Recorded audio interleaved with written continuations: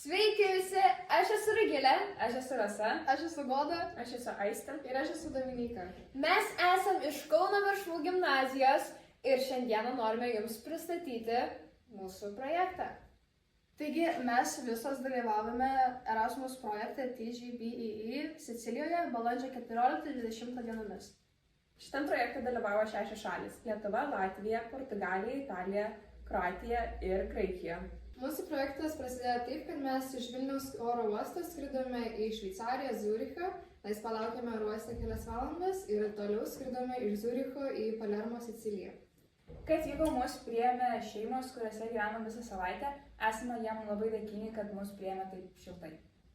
Ta patį vakarą mes visi kartu vykome artimiau susipažinti, susibendrauti su iš visų šalių suvažiavusiais mokiniais į miestelį Terasinį ir apžiūrėjome tikrai labai įdomias Italijos vietas.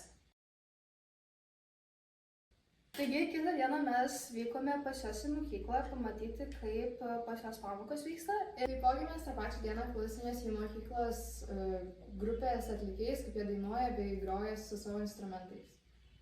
O po to ėjom į seną vyno gamyklą, kuri jau nebeveikia. Tenais pamatėme ir rankų darbo lėles, su kuriam galėjom nusifotografuoti. Ir po to mes visi susirinkome į bendrą salę pristatyti savo šalių pristatymus. Daugelis šalių pristatinėjo, kaip jų šalyje gaminamas vynas, o būtent mes pristatinėjome globalinės problemas vyruojančias Lietuvoje. Dėl to, kad pas mūsų šalyje nėra labai daug agrokultūros. Turėjome labai smagią pramogą, ekskursiją su laiveliais plaukti aplink druskų kasyklas ir sužinoti daugiau, kaip būtent yra kasama ta druska būtent toje vietovėje. Taipogi po druskų kasyklų plaukimams laiveliais mes važiavome į vieną iš žymiausių, gražiausių Italų Sicilijos palikimų, graikų palikimų, tai yra griuvėsiai ant didžiulio kalno, jie atrodo kaip graikų Atėnų Akropolis, mes neįsvaikščiojom aplinkui. Pamatėme labai gražų kraštovaizdį, taip pat Pasidarėm labai daug gražių nuotraukų bei nusifilmavom. ir šiaip praleidome labai gerai laiką. Taigi mes visi važiavome į vyno gamyklą, ten mes gavome galimybę paragauti vieną iš jų gamybos vyną. Taip ir buvo labai įspūdinga pamatyti, kokį kiekį būtent kaupia ta gamykla. Ir bent jau iš mūsų pusės tai buvo tikrai labai įspūdingas reginys. Taip pat matėm, kokio senumo jie turi vyno ir taip pat klausėm, ką deda į vyną, kad padarytų skirtingus skonius jame. Ir taip pat supratome, kokia yra būtent reikšmė italams vyno ir kokia yra svarba jų kultūrai. Kitą dieną mes buvom mokyklai, buvom pamokose kaip ir pirmadienį ir po to ėjom į workshopą kurti verslo idėjų.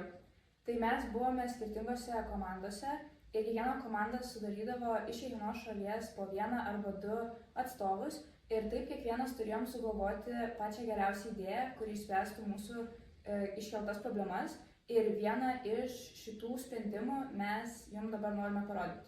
Every time you drink wine, do you just throw the bottle away? Don't. We have a better solution for you. Every time you finish a bottle, don't throw it away. Give it to us.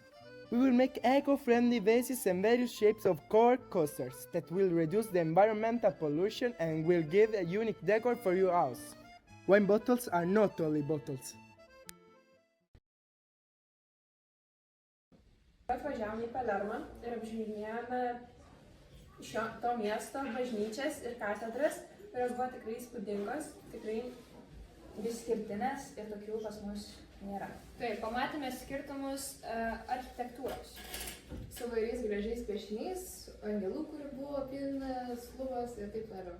Ir taip pat buvo vienuolyne, kurie mums kalbėjo apie alaus gamybą Italijoje.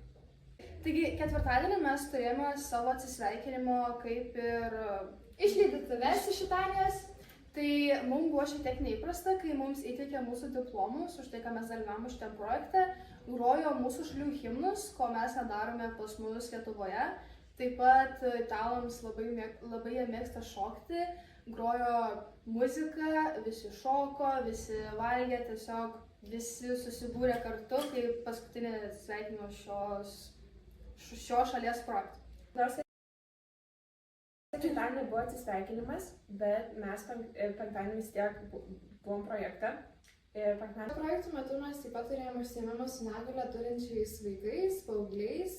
Mes jais piešėme ant įvairiausių maišelių, kaip palinkėjimus, viską, kad prisimintume šią dieną. Taipogi mes darėme plakatus, kas galėtų sustabdyti globalizacijos išnykimą. Vakare visi susirinkom į mokyklą, nors nebuvom su visais, nes kai kurie buvo pasirodymai, kuri buvo skirta kažkokiai Sicilijos šventijai. Norime paminėti, kad mus labai sužavėjo Italijos ledai. Taip pat važiavome ne vieną dieną ragauti įvairiausių skonių ledų.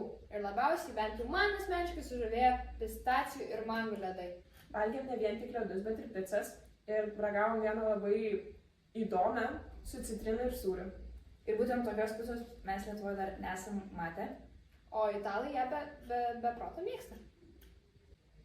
Tai labai smagiai praleidome laiką, esame labai dėkingi būtent Italijos mokyklos atstovams, kurie organizavo visą mūsų atvykimą, priėmimą. Labai esame dėkingi tiems, kurie mus priėmė į savo namus, jų šeimoms ir tikimės, kad tai nėra paskutinis mūsų projektas.